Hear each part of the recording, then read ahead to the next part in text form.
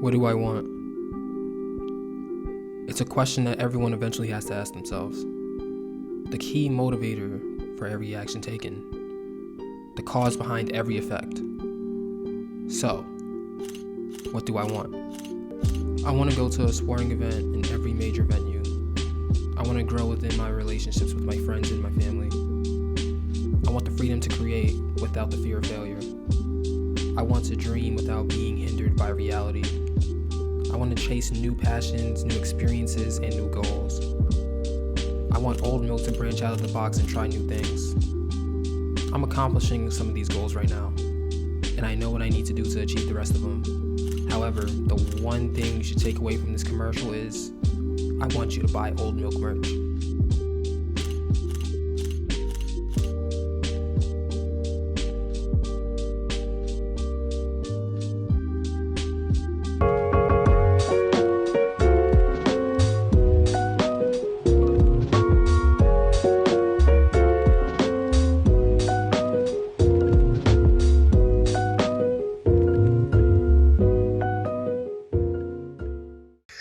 The night before we were like playing Madden, and there were a couple people from the team there, and like we weren't, it wasn't like a party or anything. We were literally like having a Madden, like, you know what I mean, like a real like nerded out, like we're playing Madden.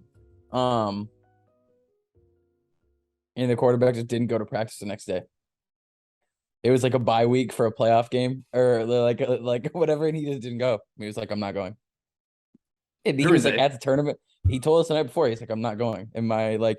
And I was like friends with him for like forever, you know what I mean? And my dad was like, what, was he there with you? I was like, yeah, I mean, he said he wasn't going. He didn't. He stuck to his word. I mean, hey man, there's nothing better than someone who sticks to their word, I guess. Yeah, it was interesting though. Shout out to all the veterans out there on Veterans Day. Real quick, last week we were talking about the Drake and 21 Savage album, and it's an album that I feel like it gets better the more you listen to it.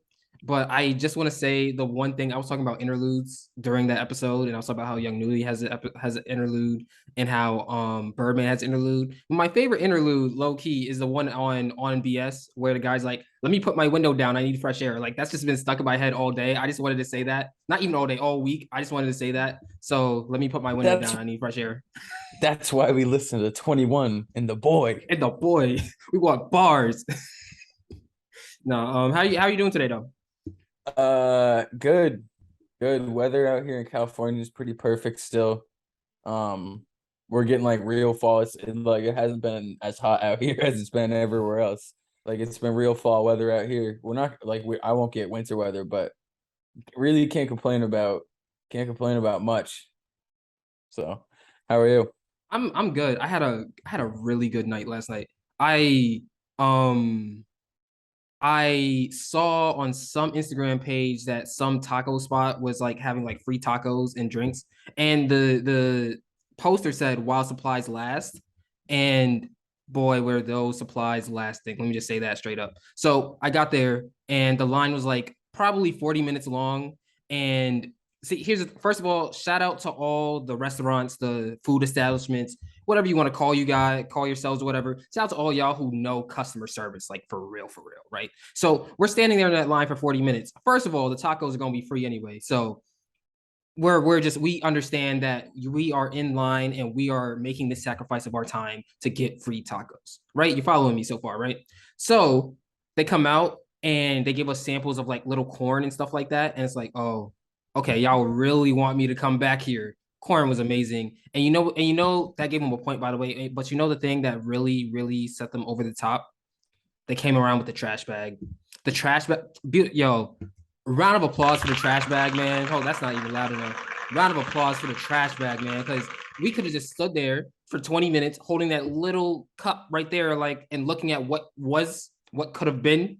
Man, I wish I had more corn. Nope, just get it away. That's not even a thought anymore. Were you solo? Were you with a group of people? No, I was with my friend. I was with one of my really, really close friends.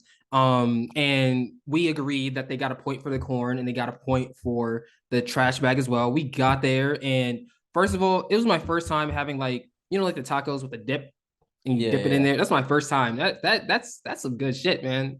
Be yeah. straight up. Like that is I love Mexican food and I don't know why I never really encountered that before, but it was my first time. Great time. The drinks were drinking, you know, the food was fooding, and I don't know, just had a great night. Ended up Yeah, walking the bridge. you spent a decent amount of time in LA, but like I feel like everyone who goes to LA, they go and they're like, and you never see tacos the same again. Like it's like a completely different, like it's like the taco game changes after being out there. No, for sure. I think that the one thing for me, I mean, I always like I could tell you a story about, and I'm sure I probably told a story before about the worst nachos I ever had, but I always knew that with Mexican food, especially like tacos, like the white corn tortilla is the superior tortilla.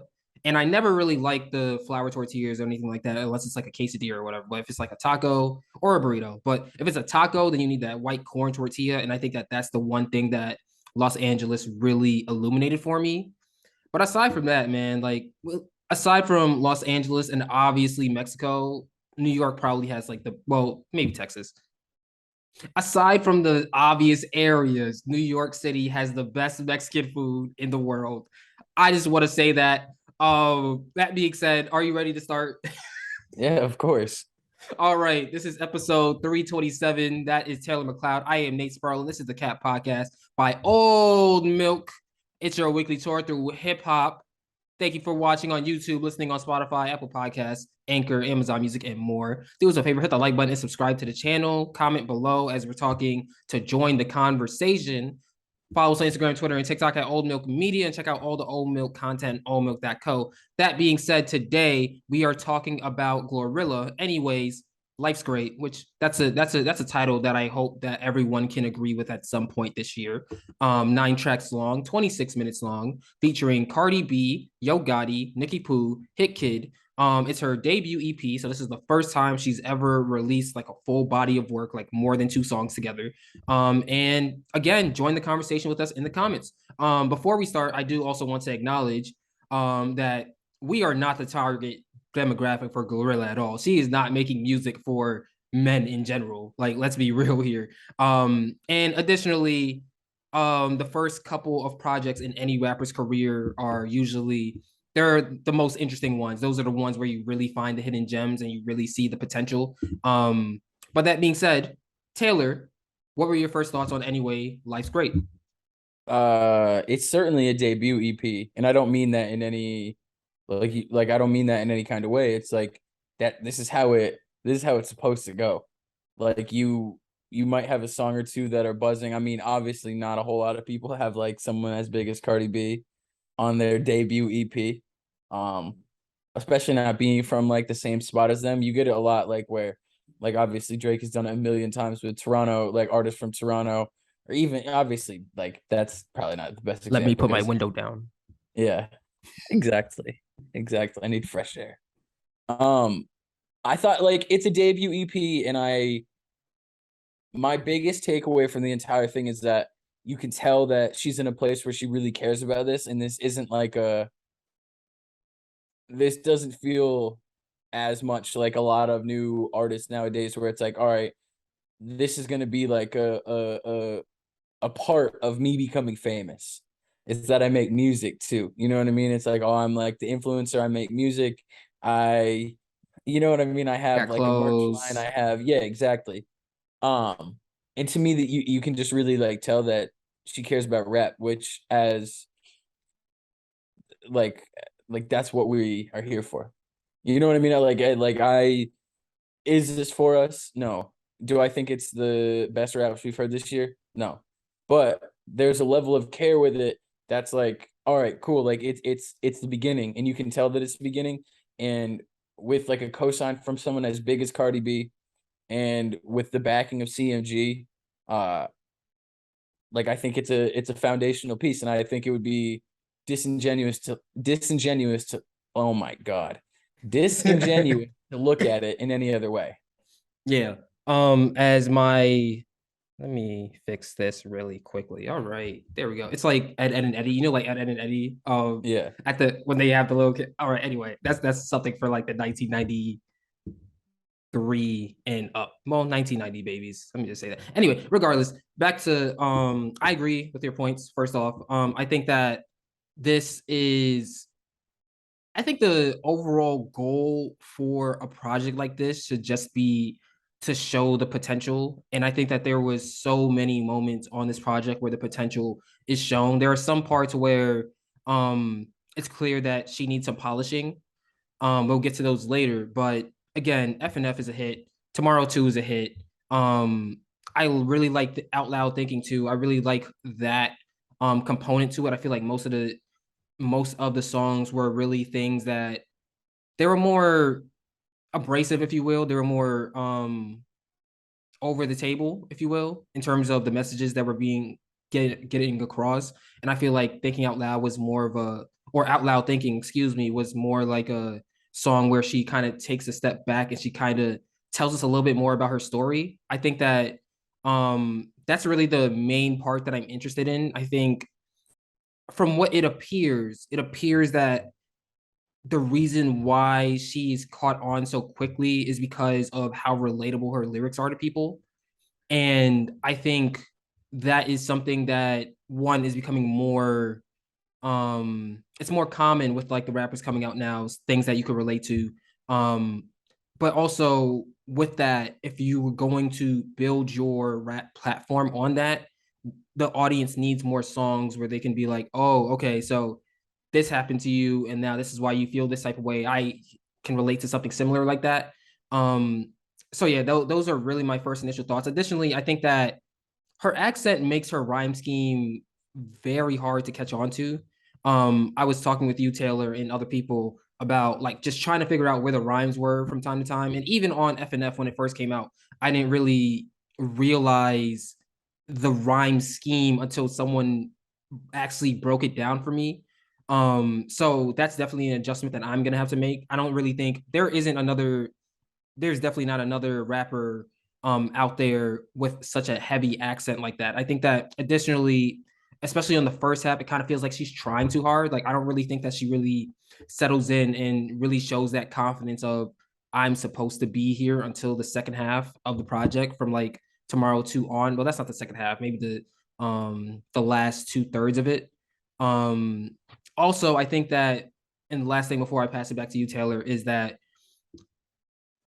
in my years of watching basketball, I've realized that player success is really a lot about the positions that the team puts them in to be successful. The team, if for example, for example, Steph Curry, when you have a general manager who puts the pieces around him so that he can thrive, then you see how great he of a basketball player he's able to become, and that adds on to his legacy. And I feel the same way about GloRilla with CMG. I think that it's going to be really key and it's going to be really interesting to see the positions that they try to put her in for her to grow her brand and grow her just grow national awareness of her music because she's definitely one of the most if yeah she's definitely one of the most unique woman rappers that we have. Just the I hear some people kind of compare her to Young Boy in a way, and I do kind of see it where it's you just again the music isn't for me, but I can see how because of how relatable it is, she's just one of those rappers where you just feel it whatever she says. So because of that, how is CMG able to capitalize on having such a genuine rapper who has a talent clearly needs a little bit of polishing and also may need a lot of artistic development. Yeah, I think that's a decent point, and I think it's an interesting window into just how things operate right now, where you go from having a Twitter hit, and I feel like because I'm not on TikTok like that, so maybe it blew up over there first and then made it to Twitter. But in terms of my exposure, it's definitely like a Twitter hit, and then you get the Twitter buzz.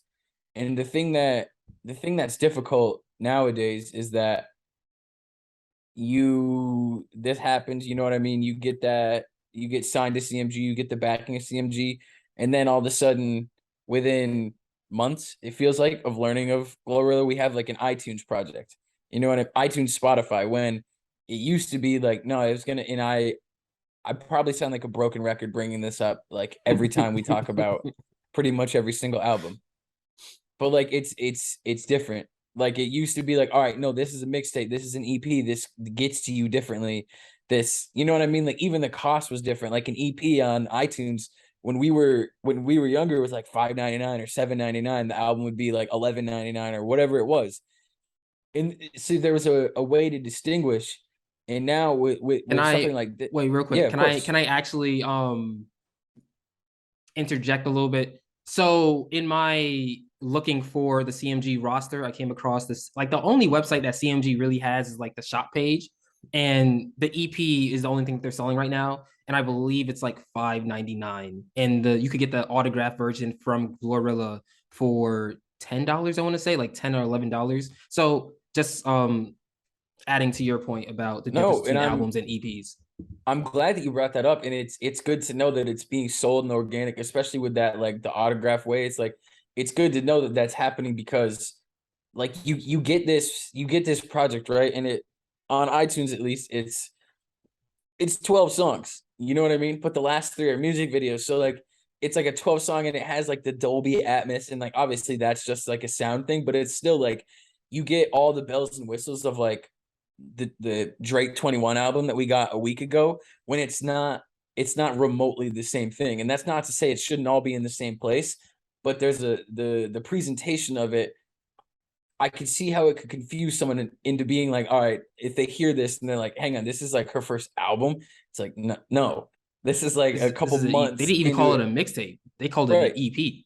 Right, exactly. This is a couple months into a rap career, and it's like we're putting these together, and this is like the first attempt. Like, yeah, it has Cardi B on it, um, but like it's still the first go around. So I think that's important to keep in mind. And like what you said, where it's like there might be a need for certain development in certain areas, or like whether if you're really really nitpicking the rhyme scheme and stuff. But I think the most important thing like about GloRilla specifically, first of all, the name's great. Like the Yeah, name is like yeah. something that like it works You perfectly. can easily attach an emoji to it too.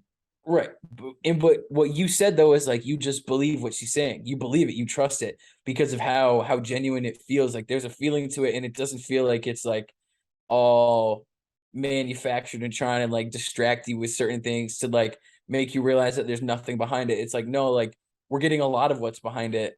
And like the front facing product might be where it's like lacking a little bit. And honestly, for a first attempt, I would rather have that. Um, I think one of the biggest things that this project says to me though is, and this isn't to take away from GloRilla at all, it's how like Cardi B is so important.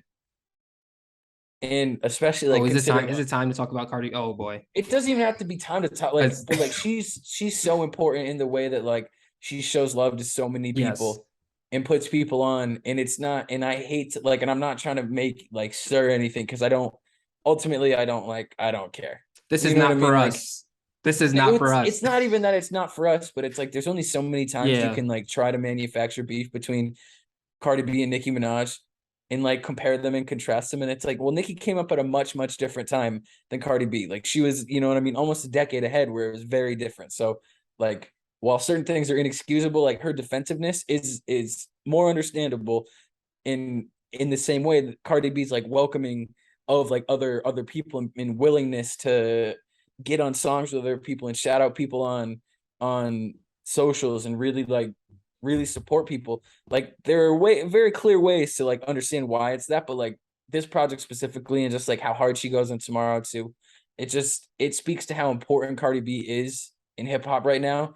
And I don't want that to get lost on people. And I know that like the quote unquote real heads will tell you that 2018 was Cardi B's year, and her album was like the one that year. it And like, was. you know what I mean? Like, It was.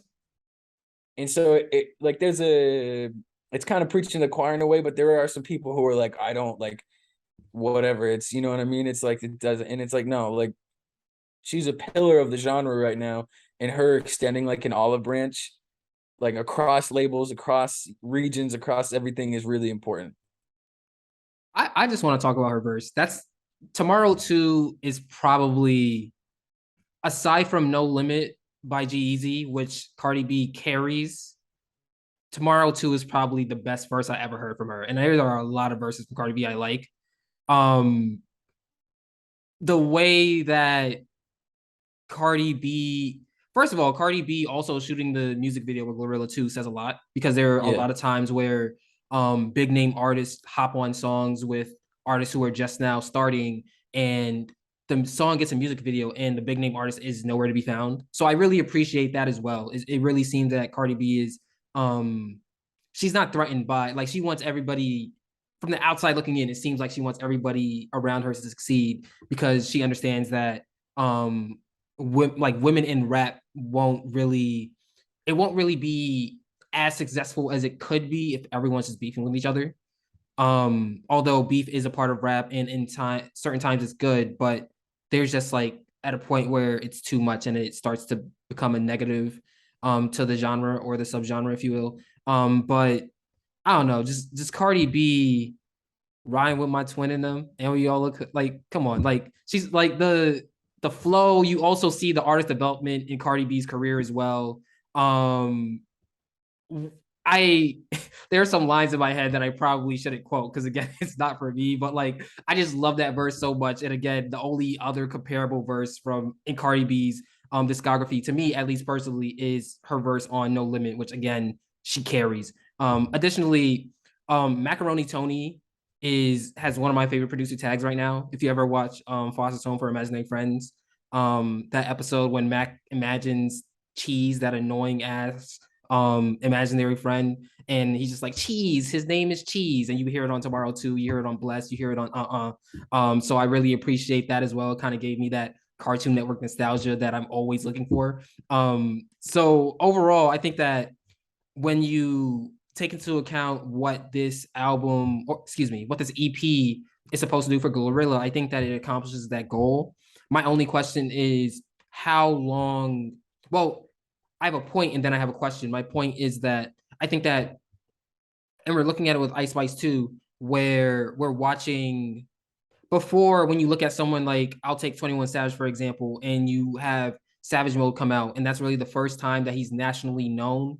But then there are like 3 projects before that, and typically that's what it was like before. An artist, whether it's an album, a mixtape, or whatever, a hit song or whatever, you go back, and even the Baby, before he was nationally known, like, they were albums or projects before. And I think that with Ice Spice and GloRilla, we're really being ushered into a new hip hop age, where you're you're seeing the first time that it's kind of backwards in a way, where the national hit comes first, and now it's like, okay, now you need to put the body of work behind this to prove that you actually belong. And I think that it's just going to be interesting to see, because I think that they're going to be subject to so much scrutiny that the rappers who came before them just weren't subjected to, because they just weren't on a national stage on the same level as Ice Yeah. Spice or GloRilla. So it's going to be really interesting to see how they navigate that. I hope that it doesn't get too toxic for them, and I hope that people are understanding where they are in their careers, like the fact that their hip hop careers are literally just starting. And I hope that people give both of them grace for that. Yeah. And I think that brings up two Oh, and I important forgot my discussions. question, but go ahead. Oh, no. Go. Huh? I was my question was just gonna be like, what is the turnaround from this project, this EP, to an actual debut album or an actual Got debut you. tape? Got you. Yeah. I think that the way you put it, where the beginning is so visible now, is it's like it's like a terrifying thing to think about, honestly, because it's like people are blowing up with one song, and it's like, yeah, there's always been one hit wonders, and it might just get like presented to you in a different way. But now, especially because rap is such an album driven genre, at least for the people who are the loudest in criticism. Like for some people, I understand that it's like a very playlist driven thing, and it's like very much like, no, I want this song and this song and this song, and they're fine with that. I think previous artists were under so much more scrutiny about their albums, but Mhm. it gave them time, especially before artists were expected to drop every single year. I mean, you could go 3, 4, 5 years between albums, and you have that whole time, and it might be like scrutiny in between. You might drop a couple tapes to hold people over or whatever, but like the scrutiny was so different. And I mean, it's nice to see that like GloRilla turned around in just a couple of months and like has an EP now, and we haven't seen that yet from Ice Spice. But that kind of leads into my second point is that I think it's probably time to like adjust the New York Mount Rushmore. You know what I mean? Because you have like Biggie, Hove, Nas, and Ice Spice. So it's like that's what I'm. That's like I think that's the most logical. You a Spice Cadet? Oh, of course, of course. I I mean, respect it. I respect it. the At more least you're not calling yourself a criticism, munch. hey, the more criticism that gets like lobbed, these people like lobbed at these artists, the more I'm like very very much willing to be like completely open minded and like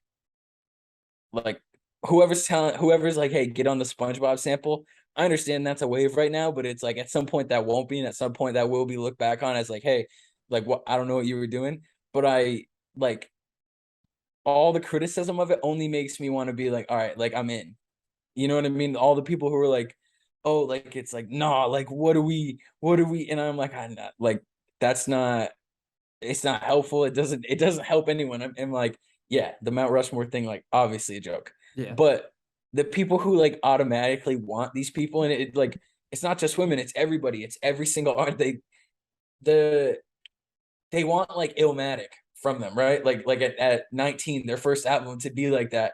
And it's like, but if someone gave you that right now, all people would do is complain that there's no bangers on it, that there isn't the TikTok song. Like so it's like it feels like an impossible Can't win. situation. Yeah.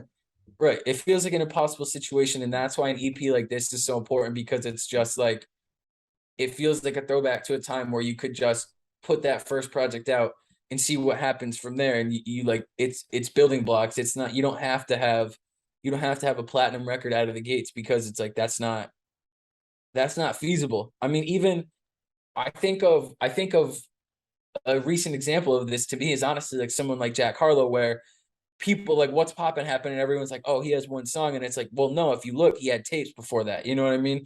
And like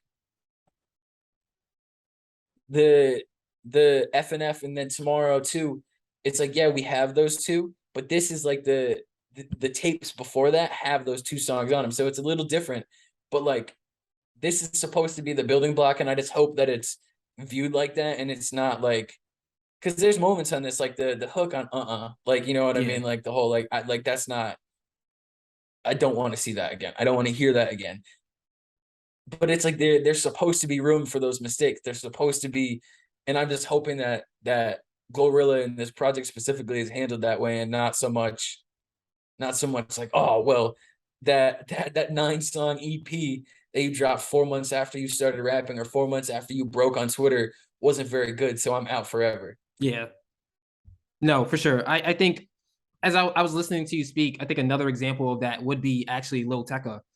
Because Ransom came out and then you have the albums that come out after. So I don't know. I think that I just really hope that GloRilla and Ice Spice aren't being put in situations where their first song blows up and then despite them being able to make really good music in the future, people are like, well, this isn't Munch or this isn't FNF, this isn't Tomorrow too. Like you fell off. Like I just really hope that people just remain patient and have grace and really appreciate watching artist development in real time, which is something that we've been complaining for on this podcast for the whole year, that it's basically something that isn't it's not as it's not as common as it used to be. So I'm just really excited to watch how the GloRilla story unfolds for sure. But what are your favorite tracks? No More Love, Tomorrow 2, and Out Loud Thinking. I got Tomorrow 2, FNF, and Out Loud Thinking as well. All right. This has been the Cat Podcast, episode 327. Thank you for watching. Share your thoughts on Anyways, Life's Great in the comments below. Do us a favor, hit the like button and subscribe to the channel. Follow us on Instagram, Twitter, and TikTok at Old Milk Media. Check out the Old Milk Spins playlist on Spotify and YouTube. And check out all the Old Milk content at oldmilk.co. That being said, we will be back when hip hop tells us to be, which is soon because Nas dropped King's Disease 3, and we got to talk about that. So, that being said, we are out.